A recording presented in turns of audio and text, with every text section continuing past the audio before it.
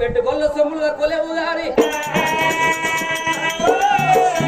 సుతులు వంటి ఎందుకంటే రాదా ముందు కట్ల కొడుకంటారయ్యా కొడుకులయ్యా నేను ఎందుకంటే తల్లిదండ్రులు చచ్చిపోతూ తల కొర్రైనట్టు తండ్రి కొడుకు